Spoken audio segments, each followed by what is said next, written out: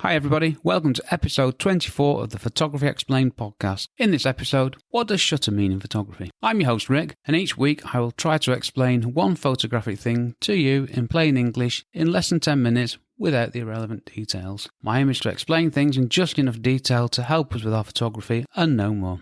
As I established in the last episode, I'm explaining two photographic things at the moment because I'm twice weekly. I'm toying with the idea of going once weekly, but I do find I'm actually enjoying this. Anyway, back to the question. You don't want to hear me waffling about myself now, do you? You just want to know the answer. Quite right. What does shutter mean in photography? This is my answer.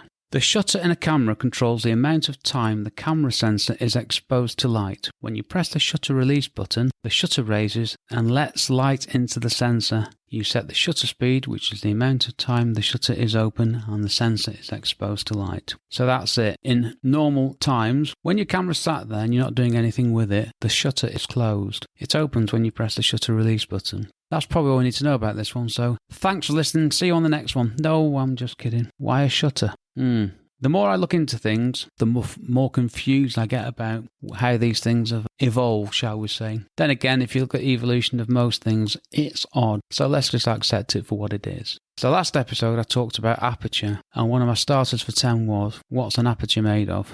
And the answer from Canon, Sony and Nikon was, we're not telling you. Now then, what's the shutter made of in a camera? I asked Sony, Canon and Olympus, and guess what?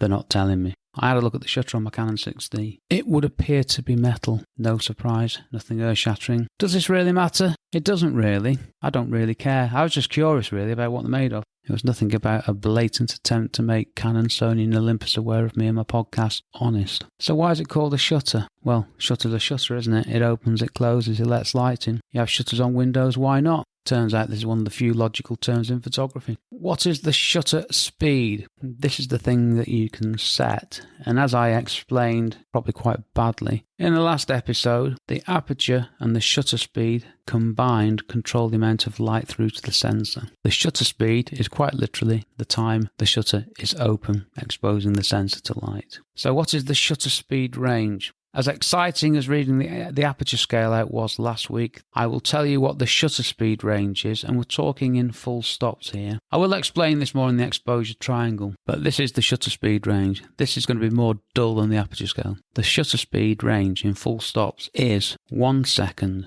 half a second, quarter of a second, 1/8 of a second, 1/16 of a second, 1/30th of a second, 1/60th of a second, 1/125th of a second, 1/250th of a second, 1/500th of a second, 1/1000th of a second. You get the idea. There are longer shutter speeds than 1 second, and there is a setting on most cameras, which is B for bulb. Why it's called bulb, I have no idea. But with bulb, you press the shutter and you have to hold it. Although there's other ways of doing it these days. I'm talking about back in the day. And when you let go again, the shutter goes up. I should add that to my notes because bulb is one of those things. So a conventional shutter speed range would be from say 30 seconds to 1/4000th or 8000th of a second. I think in general terms, the more expensive the camera, the broader the shutter speed range. But yeah, 30 seconds to 1/4000th is quite standard. Bulb gives you a lot more time, which reminds me of something else I need to add to my list of episodes about neutral density filters,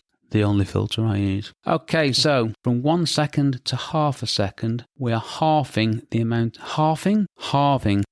time that the shutter is open. If the shutter is open for half the time, the shutter is letting half as much light into the sensor. The longer the shutter speed, the more light gets into the sensor. The shorter the shutter speed, the less light gets into the sensor. That's a general principle that's important here. So you get the idea. What shutter speed should I use, or should you use? I never know whether to say I or you, because I know what I mean, and when you're listening, hopefully you know what I mean. The number one answer in photography is it depends. So the shutter speed depends. It depends on what you're photographing. It depends if you're holding your camera, handheld or on a tripod. I take the vast majority of my photos on a tripod, so it doesn't matter.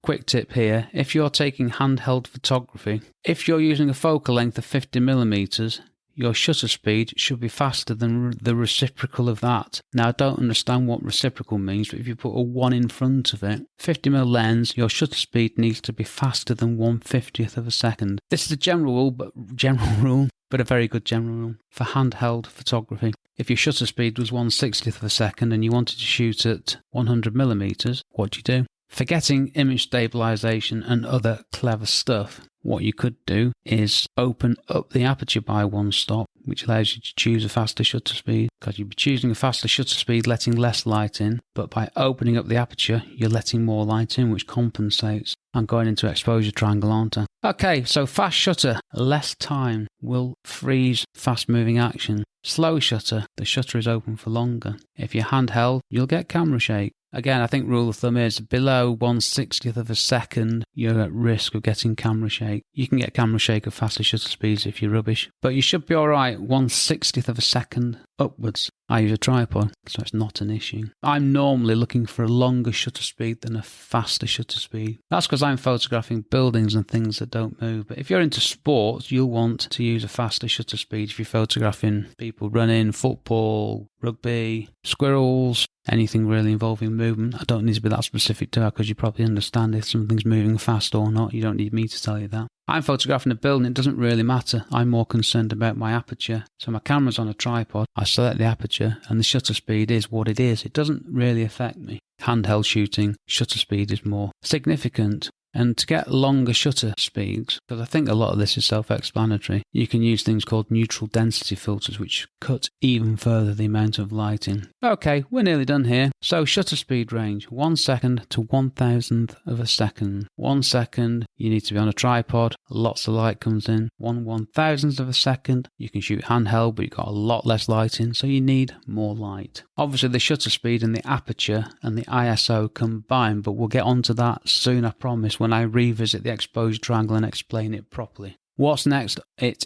Sorry, I'm struggling there, aren't I? What's next in the Photography Explained podcast? I explain exactly what ISO means. So I will say thank you for listening. I hope you enjoyed this episode. I hope you understand what the shutter speed is and what it means to you and why it's important. If you did, please leave a nice review and rating wherever you get your podcast from. And also, please subscribe so you don't miss an episode. And if you could also tell everyone you know about my podcast, that would be even better. Probably best if you tell one person who might be interested. Don't tell everybody because they'll just look at you and go, don't like photography. Check out my website, rickmcevoyphotography.com, where you can find out all about me and my architectural photography and construction photography work. And also you can find my blog where there's lots and lots of stuff about photography that I've written. On my website, you can also get in touch. This is how you can ask me to explain something to you on my podcast. I can chuck it on the list, which is on my website. Probably needs updating. I think I said that last time. And if I do answer your question, which I will give you a shout out. This episode was brought to you by the power of optimism that 2021 is going to be a better year. I've been Rick McEvoy. Thanks again for listening and giving me 11 minutes of your valuable time. And I will see you on the next episode. Cheers from me, Rick.